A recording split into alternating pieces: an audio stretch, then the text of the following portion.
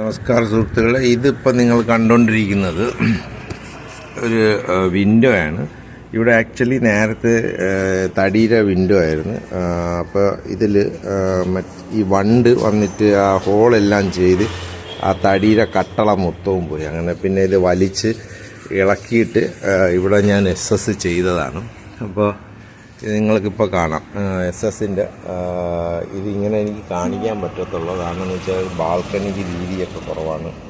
അതുപോലെ ഹാൻഡ് റെയിലും ഒത്തിരി പ്രശ്നമാണ്.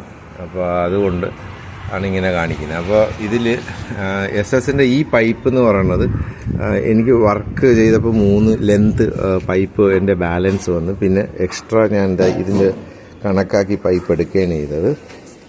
അപ്പോൾ ഇത് എനിക്ക് ഒരു പൈപ്പിന് എനിക്ക് വന്ന് 800 രൂപ ഒരു ലെന്ത് വെച്ചായി. ഈ പൈപ്പിന് സൈസ് എനിക്ക് അത്ര ഓർമ്മയില്ല. ഞാൻ വേണമെങ്കിൽ ഡിസ്ക്രിപ്ഷനിൽ ഇട്ടേക്കാം.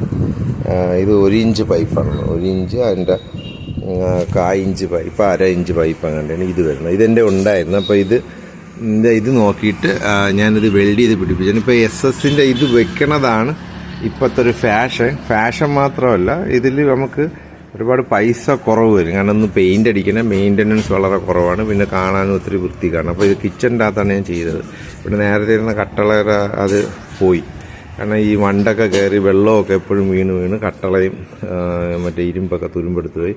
40 വർഷം പഴക്കമുണ്ടായിരുന്നു.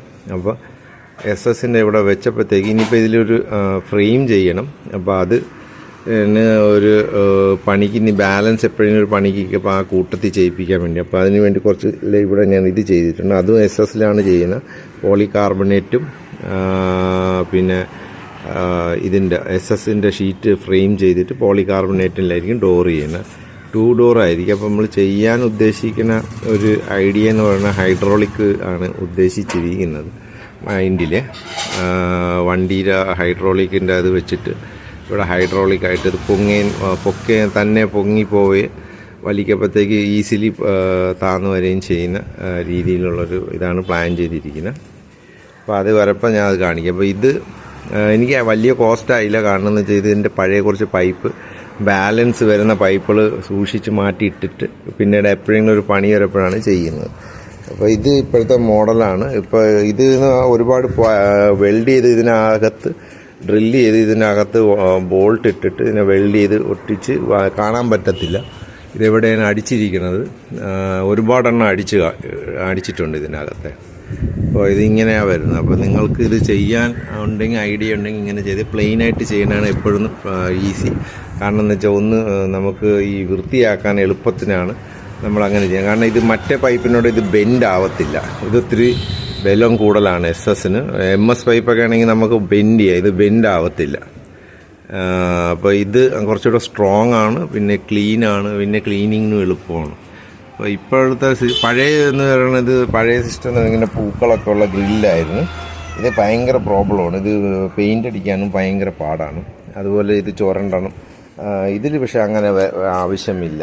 അപ്പോൾ നിങ്ങളുടെ ബഡ്ജറ്റ് അനുസരിച്ച് ചെയ്താലും നിങ്ങൾക്ക് SS ആയിരിക്കും എപ്പോഴും നല്ല. കാരണം ഒന്ന് പെയിൻ്റ് അടി, പിന്നെ പെട്ടെന്ന് പണി തീരുകയും ചെയ്യും, വലിയ ഹെഡേക്കും കാണത്തില്ല, മെയിൻ്റനൻസും കുറവായിരിക്കും. അപ്പം ഇത്രയാണ് ഇതിൻ്റെ വീഡിയോ. അപ്പോൾ ഞാൻ ഈ ഗേറ്റും നേരത്തെ ചെയ്ത് വീഡിയോയിൽ ഇട്ടിട്ടുണ്ട്. അപ്പോൾ അതിൻ്റെ പോലെ SS-ൻ്റെ ഇതും വരുന്നുണ്ട്. അപ്പോൾ നിങ്ങൾക്ക് ഇങ്ങനെ ചെയ്യാൻ താല്പര്യമുണ്ടെങ്കിൽ ഇങ്ങനെ ചെയ്യാം. ജസ്റ്റ് ഒരു ഇൻഫോർമേഷനായിട്ട് വീഡിയോ ഇട്ടാൽ ആർക്കെങ്കിലും ഇഷ്ടപ്പെട്ടെങ്കിൽ ലൈക്ക് ചെയ്യുക, ഷെയർ ചെയ്യുക, സബ്സ്ക്രൈബ് ചെയ്യുക.